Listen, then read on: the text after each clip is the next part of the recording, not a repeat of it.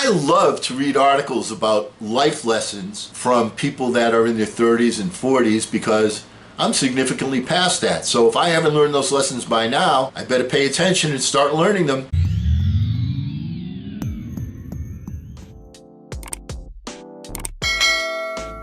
Hello again, everyone. I'm Eli's dad with Project Eli, where we educate, lead, and inspire.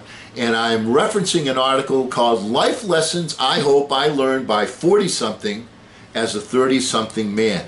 And the article was written by a gentleman named Tim Denning. And I've taken a few of the things that he pointed out and put my own spin on them, having lived a couple of decades longer than Mr. Denning. And let's go over them, okay? First of all, number one, you can make a difference, a huge difference even. You know, too many times people don't recognize that one individual can be a game changer. Now, have we witnessed that with this Black Lives Movement just as an example? You know, the people that were victims of the police, and now everybody knows their name, and now everybody's focused on that, and that's a good thing. That's a good thing.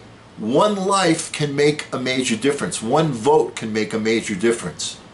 So you can make a difference, and don't give up on yourself. Don't say, well, you know, I'm only one guy, whatever.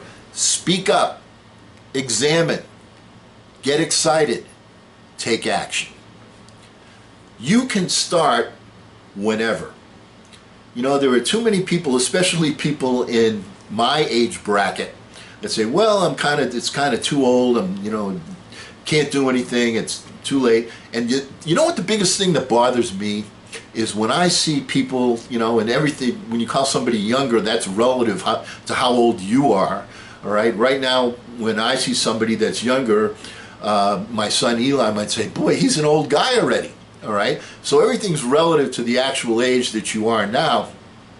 But the thing that bugs me the most is I see people that are middle-aged, let's say 30s, okay, 40s, that have gotten on the treadmill and just don't get off the treadmill, and then they find themselves on that treadmill for the rest of their lives, and they never start anything.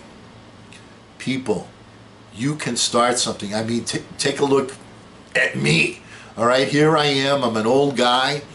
I've lived my life, most of it already, experienced the things, sales trainer, teacher, coach, that type of thing. But now there was something new and exciting. There was like leaving a legacy for my son, the success formula, how to be a success, life lessons, and this beautiful new venue to do it where you can film it so that he can have it forever and ever and ever. That's an exciting thing. And I'm starting that now. Most people say, well, I'm so old, I don't want to. Forget that. One of the things that I've been reading, and it just seems to keep coming up, and I haven't been looking for it, is that when you have a particular life purpose, you will live longer. How many times have you heard about a couple that have been together for, let's say, 50 or 60 years, married, okay, and one of them dies, and then like a month later, the other one dies, and it's like, well, he had nothing more to live for. Get a purpose, get excited, and you can start whenever you want. There is no cage that prevents you from getting to the starting line. Third thing, there is no safety net.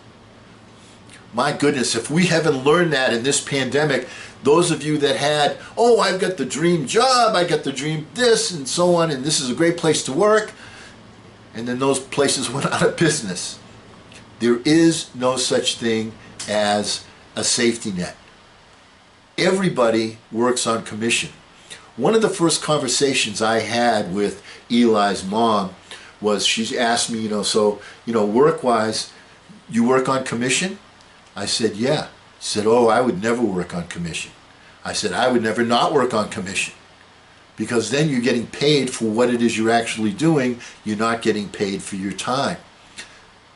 And then she went on to go and work commission and adopted that same philosophy.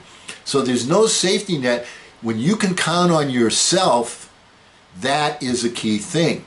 So keep in mind that you always want to keep acquiring knowledge, because you never know what's going to happen. And like we say with this pandemic, something that people had a steady job and they were all excited and, you know, I'm all set, and then boom, in one stroke, it's all gone.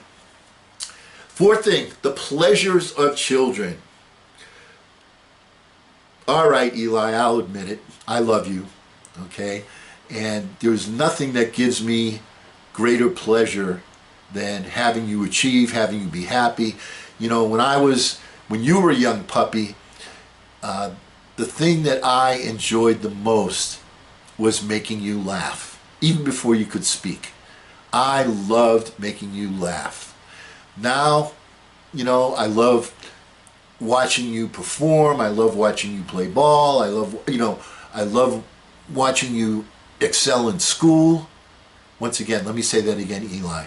I love watching you excel in school, so would you please excel in school? My point is, children give you tremendous pleasure, and one of the things that you're going to learn is that once you're a dad, you're always a dad.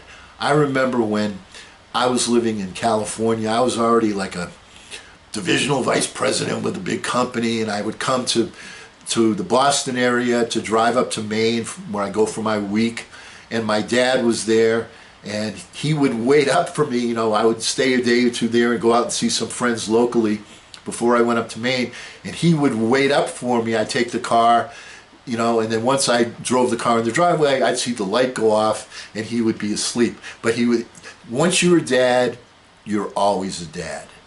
And the pleasures of children is just, you know, I've always loved kids. I've always, you know, wanted to be a teacher, was a camp counselor, always have loved kids. And Eli, I'm just, you know, so tied into you and your success and what you want to do. And I just want to tell you how much pleasure you bring into my life. Time is worth more than money or going to work. The one commodity that you can never get back is time. And I see people wasting their time, and I understand that. I was younger once. I used to waste a lot more time, but people just go from distraction to distraction to distraction. You know, this video game and so on and so forth.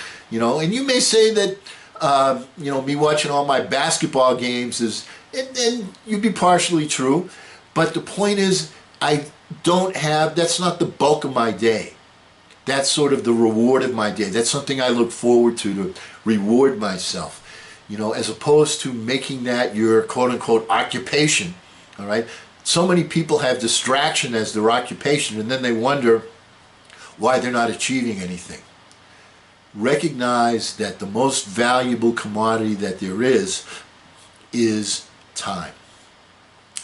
Disaster points to opportunity. This is that old saying, from every negative emerges a positive seed. You just have to be in a position where you can recognize it. Now, one of the key points about this is that you don't always see it right away. Sometimes there's a lag in the time frame where you see what you thought was a negative was a positive. How many people do you know that have lost their jobs and then they went out to get another job and it was better pay, it was more exciting for them, it changed their whole lives? So if they hadn't been fired from that job or hadn't been let go from that job, or the situation hadn't evolved where they had to make a change, people want to cling to the things that they know. So remember that you don't know everything. You don't know everything. So the point is, always be in a position to try and find the positive seed from a negative occurrence.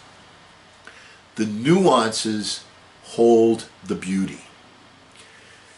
When I saw that, my first thought was something that we would always say in sales, which is the success lies in the details.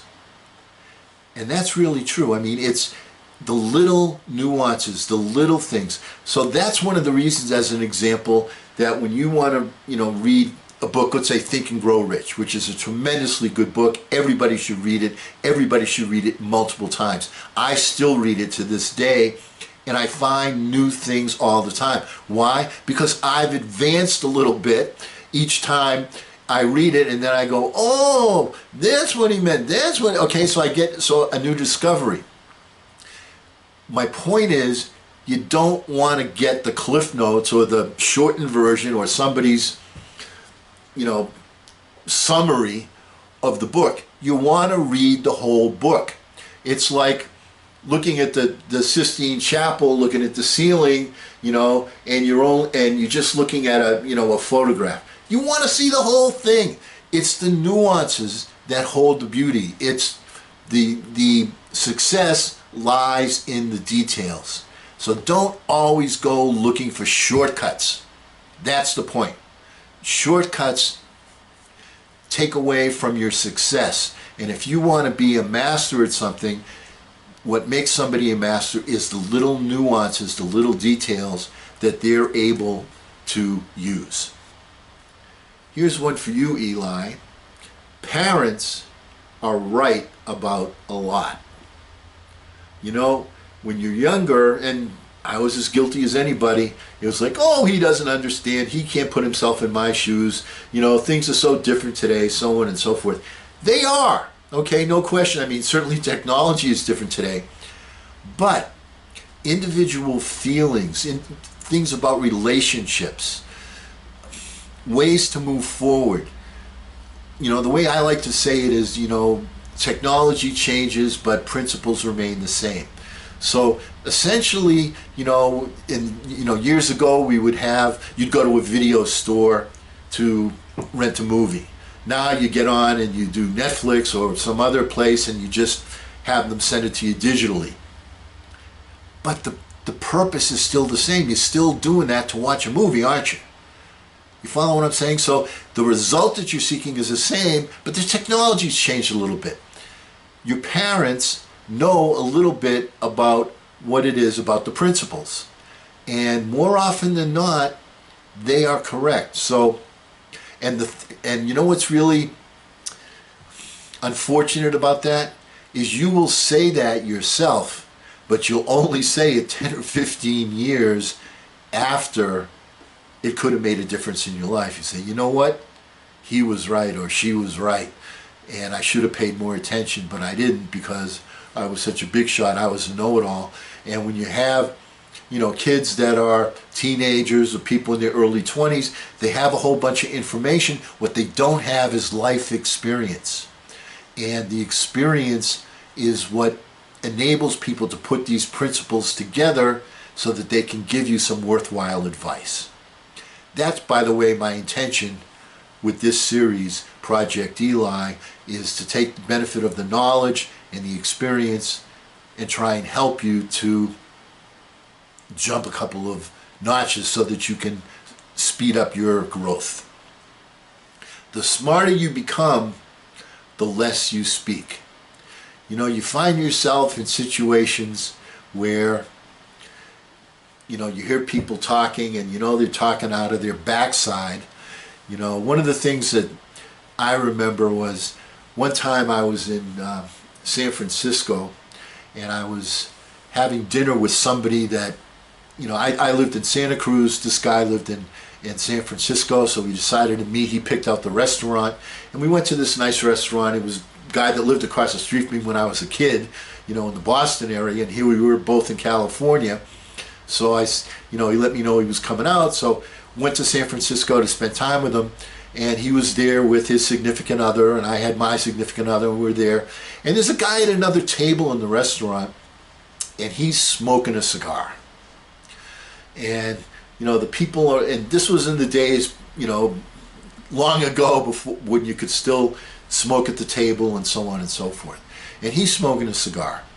And so one of the people next to him, and it was starting to bother not, just people right around him, but other people in the restaurant as well.